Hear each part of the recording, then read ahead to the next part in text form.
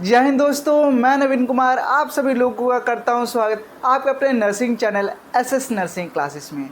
So friends, today we are going to talk about international nurses day 2024। Actually, this day is celebrated to appreciate and recognize the work of nurses. So without wasting our time, let's get started. First of all, we have to look to the history.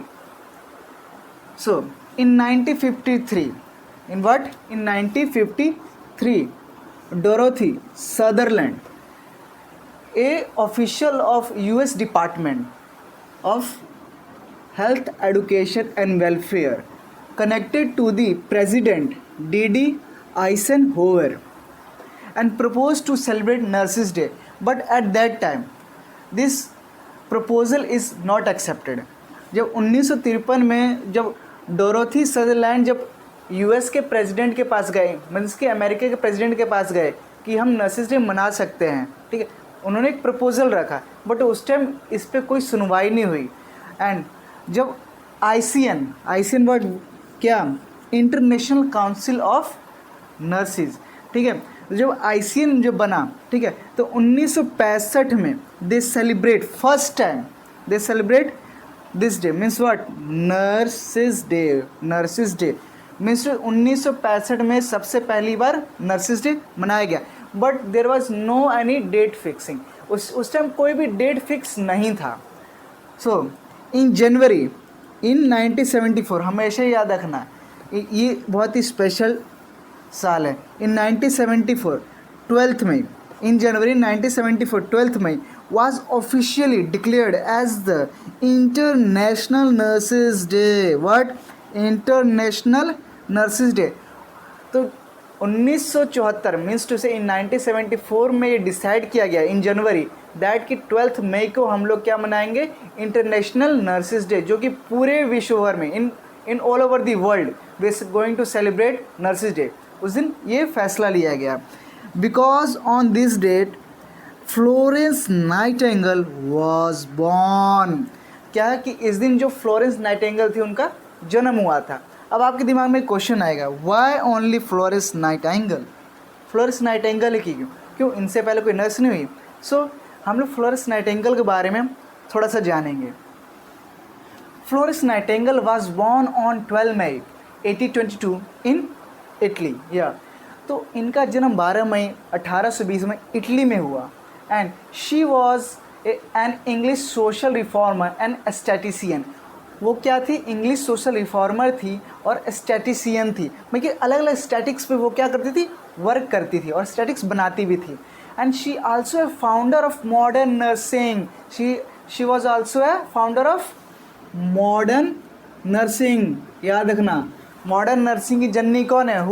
Who founded the modern nursing? Questions आते हैं तो Florence Nightingale was the lady who is the founder of modern nursing. हमेशा याद रखना, question पूछता भी है कई बार। Now she gave environmental theory.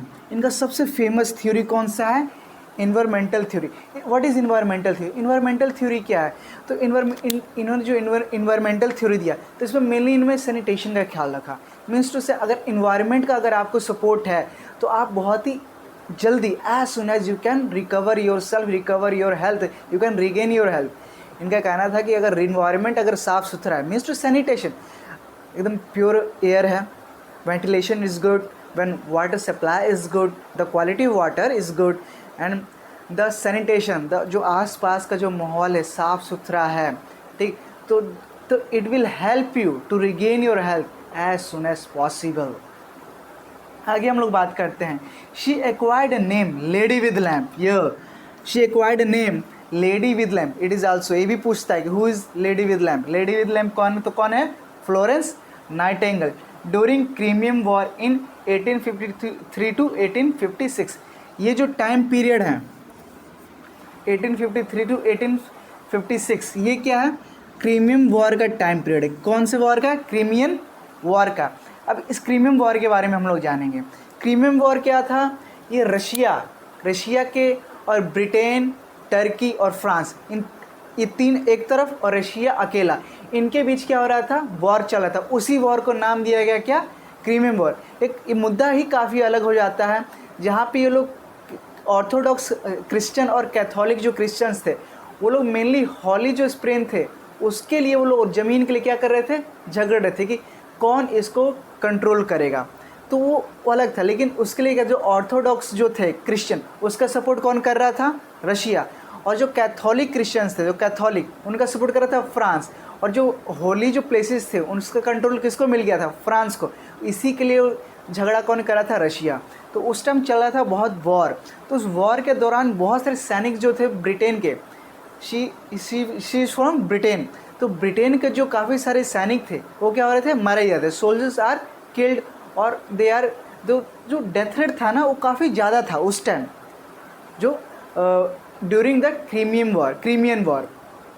तो उसी को रिड्यूस करने के लिए वहाँ की जो गवर्नमेंट थी उन्होंने क्या किया, फ्लोरेंस नाइटिंगेल को इन 1854 में उन्होंने इस कैंप में भेजा जहाँ पे सारे सोल्जर रह रहे थे। और उन्होंने उस कैंप में क्या देखा कि वहाँ पे कोई सुविधा नहीं है, कोई, there is no any medical facility. वहाँ पे जैसे तैसे सारे सोल्जर क्या हैं, पड़े हुए हैं, कोई घायल है, they are wounded, they are infection है, पूरे इन्फेक्शन स्प्रेड होते जा रहे हैं। रोटेन जितने भी कीड़े पतंग और इंसेक्ट्स वगैरह हैं इधर उधर घूम रहे हैं, रैट्स घूम रहे हैं, ठीक। और इवन इतना बहुत स्पेस की भी कमी है, सिर्फ वहाँ पे सोल्जर ही सोल्जर, वुंडेड सोल्जर हैं, ठीक। किसी की ब्लीडिंग हो रही है बहुत ज़्यादा, किसी के हाथ कटे, किसी के पाँव पे चोट है, ठीक, ब्लीडिंग कंटिन्यूस ब्लीडिंग होती जा रही है, कोई देखने वाला नहीं है, ठीक, कोई वुंड को क्लीन करने वाला नहीं है, एटमॉस्फेयर भी बहुत गंदा है। प्लस वहाँ पे जो वाटर सप्लाई था वो भी काफ़ी पुअर था, ठीक, वेंटिलेशन अच्छा नहीं था।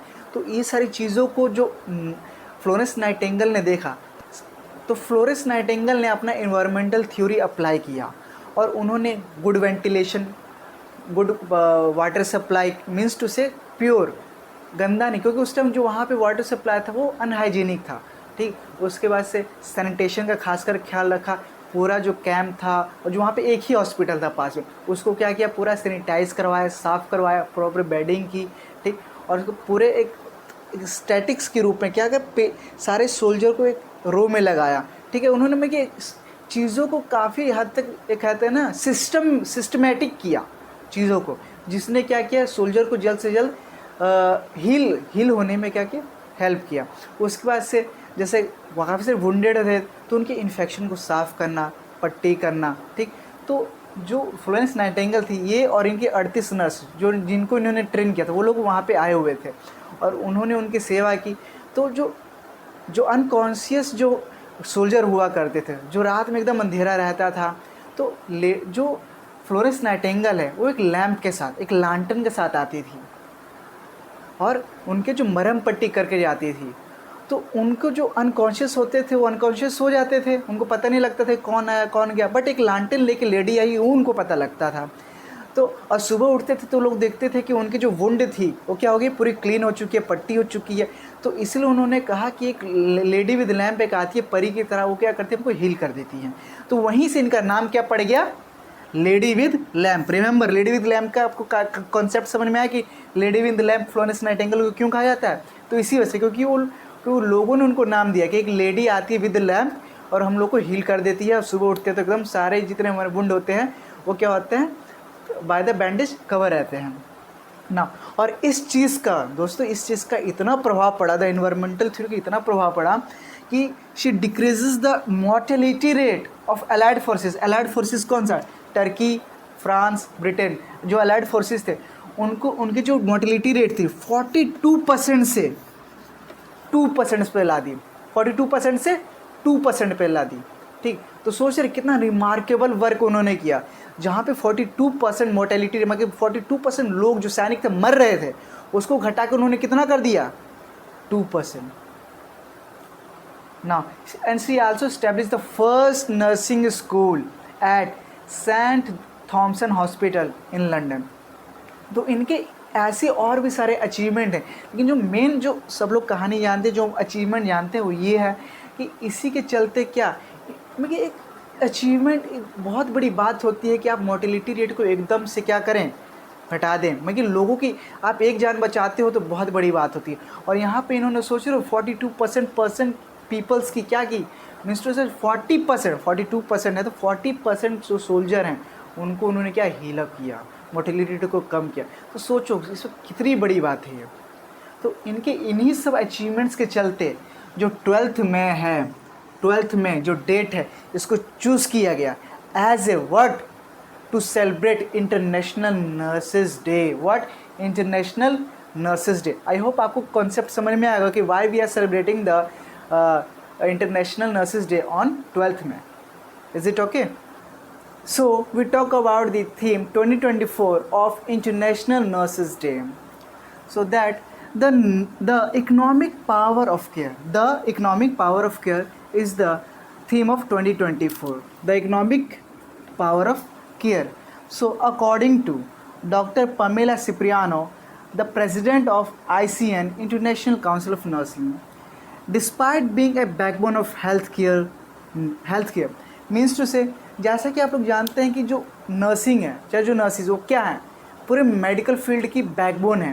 बिकॉज जो नर्सिंग है क्या है, बहुत ही वास्ट है, काफ़ी हर जगह है, किसी भी सेक्टर पे आप जाओगे इन द मेडिकल, ठीक है, आपको नर्सिस जो है हर एक जगह मिलेगी। सो दैट्स हम लोग क्या कहते हैं, nurses are the backbone of the medical field, ठीक है। हेल्थ के सर्विस का जो नर्सिस है क्या है, वो बैकबोन है।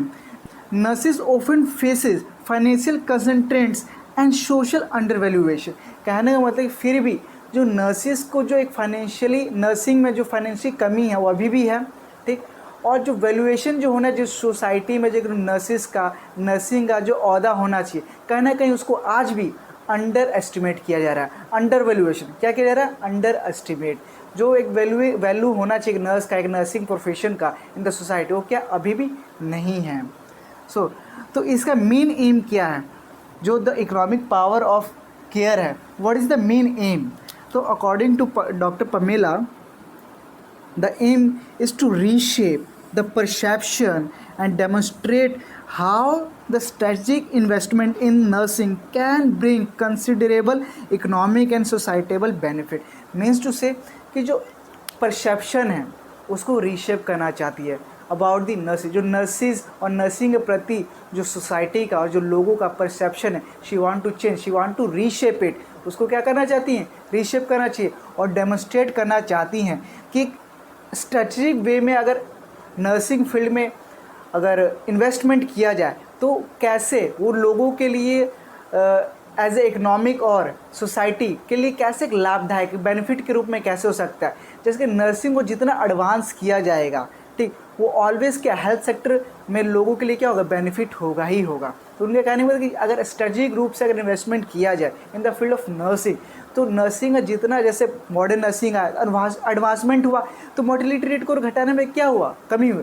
तो जो नर्सिंग जो फील्ड है काफ़ी वास्ट है और जो नर्सिस हर एक जगह हैं, हर मेडिकल फील्ड जो है, मेडिकल फील्ड में हर एक जगह नर्सिस हैं। इनके ऊपर जो इन्वेस्टमेंट किया जाए, नर्सिस के ऊपर अगर इन्वेस्टमेंट किया जाए नर्सिंग फील्ड में, तो इनके नॉलेज को, इनके ट्रेनिंग पे क्या एडवांसमेंट आएगा, तो क्वालिटी ट्रीटमेंट देने में क्या होगा और ईजी और अच्छा होगा।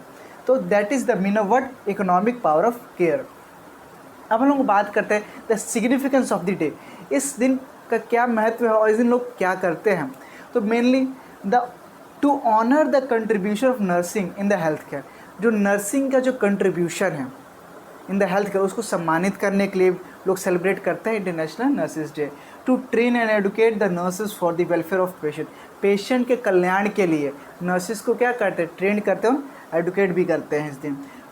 To discuss the different types of problem related to the nursing. Nursing की चाहे नर्सिस को जो समस्याएं आ रही हैं in the field of what, medical treatment, किसको ट्रीटमेंट प्रोवाइड करने में, चाहे जो अभी हाल ही में बहुत ज़्यादा बीमारी स्प्रेड हो रही है उसको कैसे कंट्रोल किया जाए। तो अलग अलग जो उस टाइम जो मेन जो बीमारी है, चाहे जो मेन मुद्दा है, तो उस पर चर्चा करने के लिए क्या है, डिस्कशन भी की जाती है इस दिन। अलग अलग वेबिनार्स चलते हैं, अलग अलग सेमिनार्स भी चलते हैं, जिसमें इस दिन लोग अलग अलग डॉक्टर्स, अलग अलग जो सुपरिटेंडेंट नर्सेज जो होते हैं अपने मेन टॉपिक्स के साथ आते हैं, डिस्कस करते हैं लोगों के साथ और उनको ट्रेन भी करते हैं। Now to appreciate the hard work of nurses. जैसा कि आप लोग जानते हैं नर्सेज जो है क्या एकदम बहुत ज़्यादा हार्ड वर्क करती हैं पीपल को, पेशेंट को ठीक करने के लिए हमेशा क्योंकि जो डॉक्टर्स होते हैं वो अपने टाइम से आते हैं, जो प्रिस्क्रिप्शन होते हैं हाल और पेशेंट के जो हालत को देखते हैं, प्रिस्क्राइब करते हैं मेडिसिन और चले जाते हैं। बट 24 आवर्स जो पेशेंट के साथ अगर कोई रह रहा है तो कौन रह रहा है? नर्सेज रह रही हैं। तो नर्सेज बहुत ज़्यादा हार्डवर्क करती हैं for the patient, for the welfare of patient. तो इन्हीं के वर्क को अप्रिशिएट करने के लिए, मोटिवेट करने के लिए कि हाँ आपका जो वर्क है बहुत सराहनीय है, बहुत सम्मानजनक है, ठीक। क्योंकि किसी की जान बचाना, किसी को क्योर कर देना कोई आसान बात नहीं होती है। और इस दिन जो ICN है, इंटरनेशनल काउंसिल ऑफ नर्सिंग, ये क्या करता है, अलग अलग जो ट्रेनिंग किट्स वगैरह होती हैं नर्सेज को में बांटते हैं, ठीक, और उनको डेमोन्स्ट्रेट करते हैं how to use it for the welfare of patient. तो आई होप आपको इंटरनेशनल नर्सेज डे समझ में आ गया होगा। हम लोग इसे क्यों मनाते हैं, कब से मनाते हैं, क्या कॉन्सेप्ट है, why Florence Nightingale known as the lady with lamp and she is the founder of modern nursing. तो आई होप आपको काफ़ी अच्छा लगा होगा आज का क्लास। ऐसी more interesting medical related videos के लिए और नर्सिंग रिलेटेड वीडियोस के लिए आप हमारे चैनल को लाइक कीजिए, सब्सक्राइब कीजिए और अपने दोस्तों में शेयर कीजिए। तब तक के लिए जय हिंद।